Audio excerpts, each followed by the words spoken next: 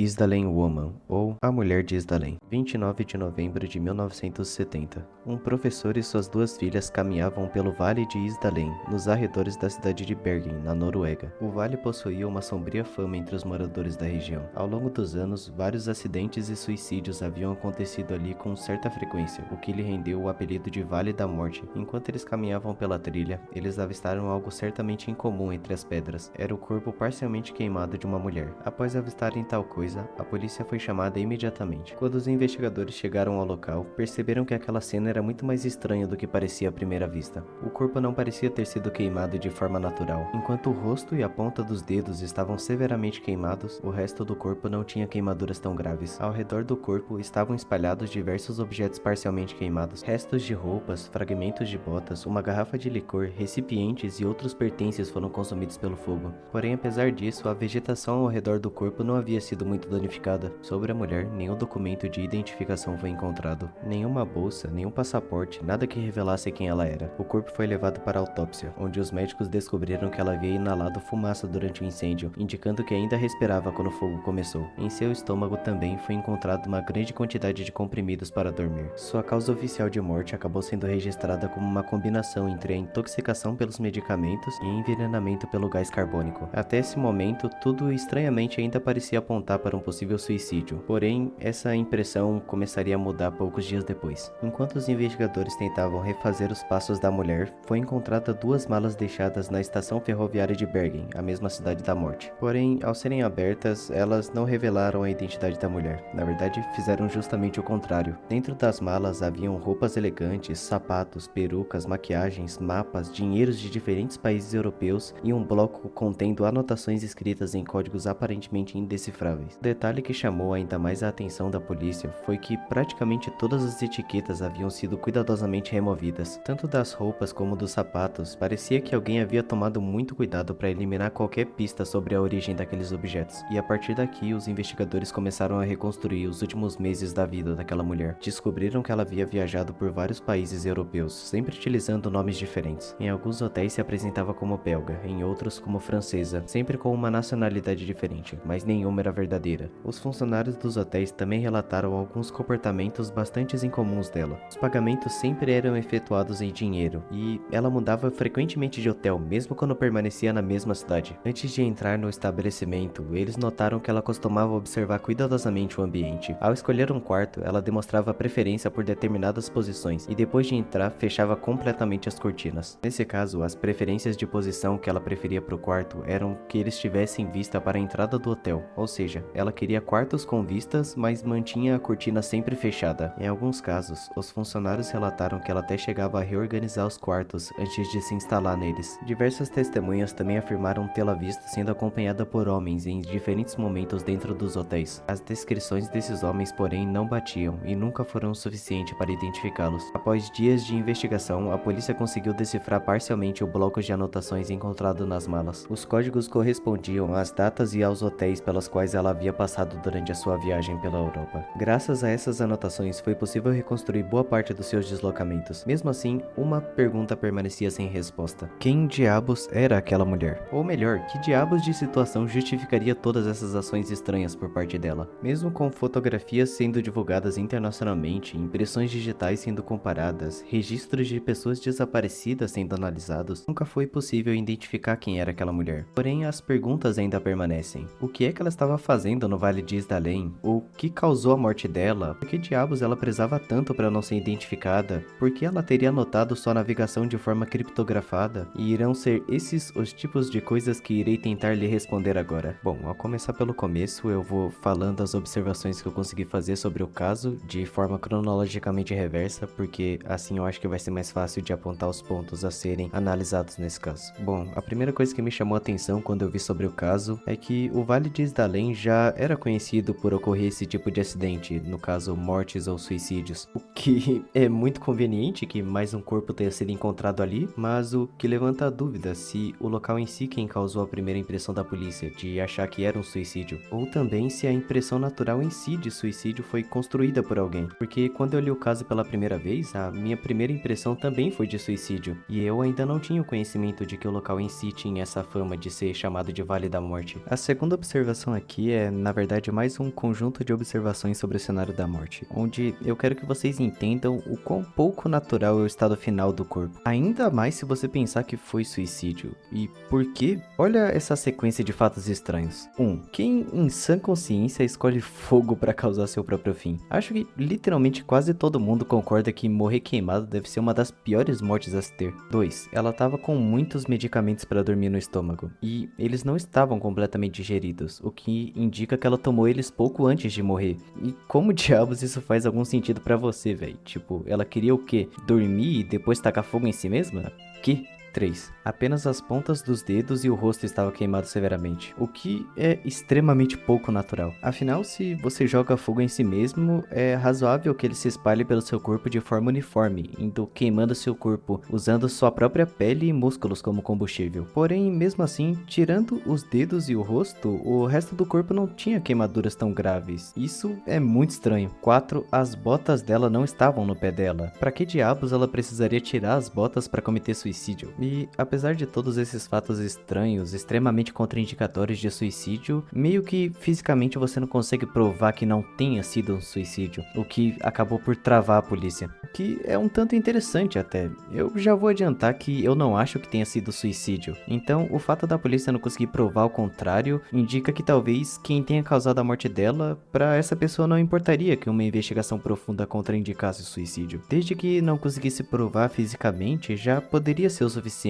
mas é só uma hipótese. A terceira observação é sobre as duas malas encontradas na estação ferroviária da cidade. Dentro delas haviam perucas, diversos tipos diferentes de roupas e de sapatos, cosméticos, várias identidades diferentes e dinheiros de diferentes países. Percebe como tudo que ela carregava parecia otimizar um processo de não identificação dela? Todos esses utensílios maximizavam e facilitavam a mudança de aparência dela, impedindo qualquer pessoa de identificar ela facilmente. Mas não é só isso. Além dos dinheiros e das identidades / passaportes que ela carregava, ela também carregava mapas e anotações criptografadas em um diário. E assim como os primeiros itens apontam a grande intenção de não ser identificada dela, esse segundo conjunto de itens indicam todos igualmente em uma direção, que seria evitar o rastreamento. E deduzir isso é importante para minha próxima observação, que seria, quarta observação, todas as etiquetas de todas as vestimentas dela foram cuidadosamente removidas. Eu sei que isso pode parecer uma informação irrelevante ou sem peso quando você vê à primeira vista, mas isso é porque você está olhando de um ponto de vista atual. Em 1970, as etiquetas de roupa costumavam revelar muito mais do que hoje em dia. Enquanto nos dias atuais as etiquetas geralmente falam sobre o material e o tamanho da roupa, antigamente elas costumavam revelar o nome da loja, a cidade, o fabricante e até o país de origem da roupa. E isso só as etiquetas das lojas, porque ela também precisava lavar as roupas em lavanderias públicas, que costumavam anotar os números dos clientes, as iniciais dos nomes deles e tinham até um código interno das lavagens, o que permitiria identificar onde as roupas foram lavadas e quando foram lavadas, possibilitando refazer a rota dela com muito mais facilidade e dados. E se você ainda acha que isso tudo não é lá grande coisa, saiba que muitos criminosos na época eram identificados desse jeito, então essa informação está inteiramente ligada à anterior. Mas você notou algo estranho no fato que essa observação revela? Sim,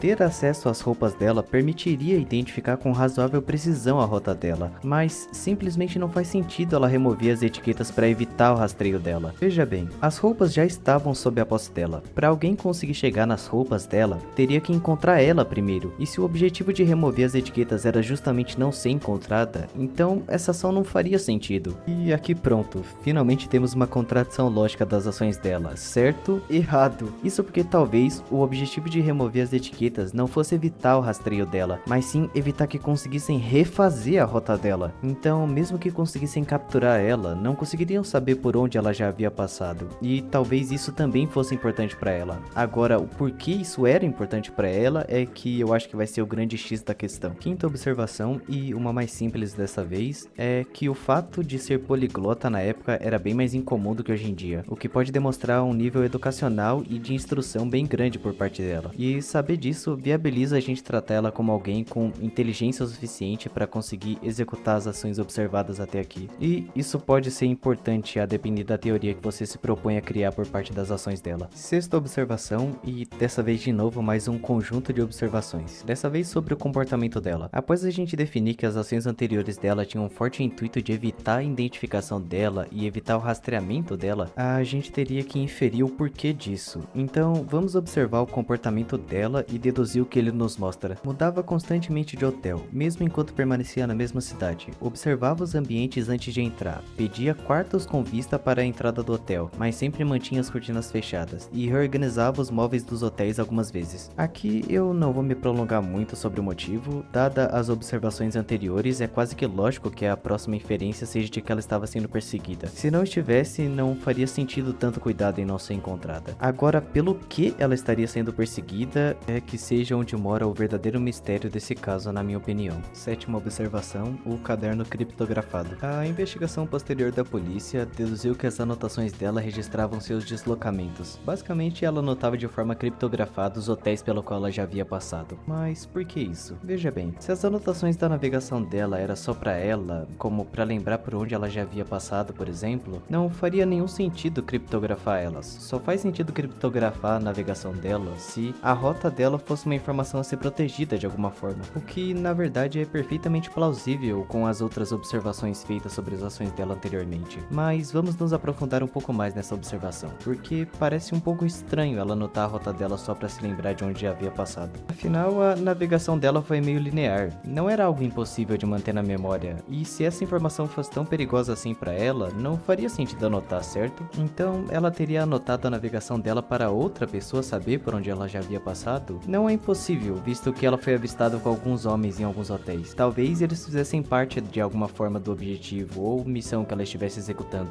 mas também não dá pra descartar a possibilidade dela estar anotando pra ela mesma não esquecer. Afinal, ela foi morta no meio do Vale de Isdalen, um local meio aleatório pra quem prezava tanto por não ser rastreada e estava viajando de país em país. Talvez ela ainda tivesse mais países pra visitar e muitos outros locais, talvez mais até do que ela pudesse se lembrar, então nesse caso anotar seria sim necessário. Porém, o que é importante é anotar que essa navegação dela era importante de alguma forma, porque ela fez questão de criptografar para caso fosse encontrada não serem capazes de refazer a rota dela. E isso está ligado à inferência do motivo da remoção das etiquetas feita por ela. Tudo bem, agora que todas as observações estão na mesa, finalmente chegou a hora de tentar juntar essas peças. E eu acho importante deixar uma coisa clara antes de começar. Meu objetivo aqui não é descobrir exatamente quem era essa mulher, porque sinceramente eu não acho que existam informações suficientes para isso. O que eu quero descobrir é outra coisa. Qual hipótese consegue explicar o maior número possível das ações dela usando o menor número possível de coincidências? Porque no fim das contas é exatamente isso que uma boa teoria deveria fazer. A primeira conclusão que eu consegui chegar é que ela definitivamente não estava apenas fugindo, porque se o único objetivo dela fosse desaparecer, ela já teria conseguido, na verdade. Ela passou por diversas cidades, teve tempo suficiente para simplesmente assumir uma nova identidade e permanecer escondida, mas ela não fez isso. Ao invés disso, ela continuou viajando, continuou trocando de hotéis, continuou mudando de aparência. Então, fugir realmente não parecia ser o objetivo, era apenas uma consequência do verdadeiro objetivo dela. A segunda conclusão é sobre a rota dela possuir algum tipo de valor. E isso é curioso, porque praticamente todas as ações dela parecem proteger exatamente três coisas: a sua identidade, os seus rastros e a sua rota. Ela removia etiquetas, usava nomes diferentes, carregava passaportes falsos, usava dinheiro vivo, anotava tudo de forma criptografada. Se todas essas ações apontam para a mesma direção, então provavelmente todas elas protegiam a mesma coisa. Eu reforcei tudo isso porque as teorias mais famosas sobre ela começam a perder força aqui. Muita gente que analisou o caso acreditava que ela pudesse ser uma super espiã secreta ou algo do tipo, mas pessoalmente eu tenho algumas dificuldades com essa hipótese, porque grande parte das precauções tomadas por ela não parecem impedir alguém de observar ela naquele momento. Elas parecem impedir que alguém consiga reconstruir o caminho que ela percorreu depois que tudo terminasse, e isso é uma diferença importante. Pensa comigo, se ela fosse uma espiã, ela só conseguiria sentir que algo deu errado após raciocinar sobre alguma observação que ela teve diretamente, enquanto grande parte das ações dela pediam que alguém refizesse a rota dela a partir de uma investigação profunda, coisa que não seria necessária se ela fosse uma espiã. Afinal, nesse caso, as maiores preocupações dela seriam em não ser vistas executando essa função de espiã. Então, se ela não era uma espiã, que tipo de atividade exigiria exatamente o que as ações dela faziam? Uma pessoa viajando constantemente, mudando de identidade, evitando deixar rastros, protegendo cuidadosamente o próprio percurso. Pensando bastante sobre isso, a hipótese que mais me convenceu foi a de que ela desempenhava algum tipo de transporte clandestino, e não necessariamente precisava precisavam ser objeto, poderiam ser documentos, informações, fotografias ou pequenos equipamentos. Qualquer coisa que fosse importante para alguém e precisasse atravessar fronteiras sem chamar a atenção. E eu gosto dessa hipótese porque ela explica boa parte das observações ao mesmo tempo. Explica por que ela precisava viajar tanto, explica por que preparou diversas identidades falsas antes mesmo da viagem começar, por que carregava moedas de diferentes países, por que precisava seguir uma rota específica, por que esconder essa rota era tão importante. E principalmente explica por que ela continuava viajando mesmo sabendo que corria riscos. Agora, será que era exatamente isso? Eu sinceramente não faço ideia. Talvez não. Talvez ela nunca tenha transportado absolutamente nada. Mas entre todas as hipóteses que encontrei, essa foi a que exigiu o menor número de coincidências para explicar o comportamento dela. Infelizmente, as informações meio que não permitem continuar deduzindo a partir daqui, mas se eu fosse obrigado a tentar criar um desfecho pro caso, eu teria que fazer totalmente no achismo, digamos assim. Por exemplo, eu poderia tentar inferir nesse caso, me baseando na conclusão que a mulher teve, de que algo nesse trabalho que talvez deveria ser apenas mais um para ela, deu errado. Seja lá o que estivesse com ela, era importante demais para alguma pessoa, que queria recuperar ou evitar que continuasse se espalhando. E baseado na quantidade de países que ela passou, realmente deveria ser algo grande, que talvez influenciasse alguma coisa internacionalmente. Não necessariamente ligado ao país, mas talvez a alguma empresa internacional.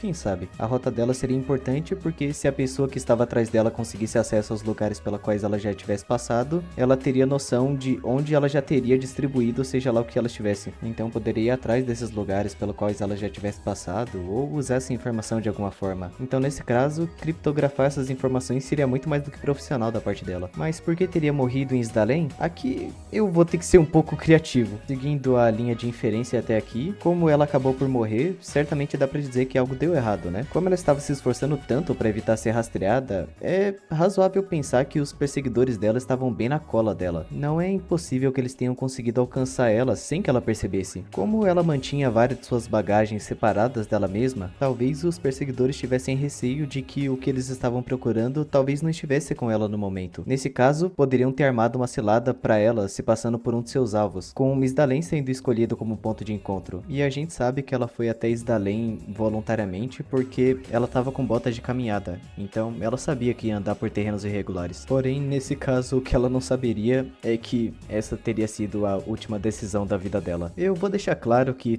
todo esse final aqui teve como fonte apenas as vozes da minha cabeça, então realmente não preciso levar tão a sério assim. Eu só queria criar um desfecho pro caso porque com as informações disponíveis dele, não era possível deduzir até um encerramento pro caso. Claro que é possível que esse final que eu acabei de contar realmente tenha acontecido, mas nem eu acho que seja tão provável assim. Mas enfim, é assim que eu concluo o caso da Isdalen Woman. Fique à vontade para deixar aí nos comentários a sua própria teoria sobre o caso, ou qualquer opinião que você tenha. Se você gostou do vídeo, deixa um like aí, por favor, e até a próxima.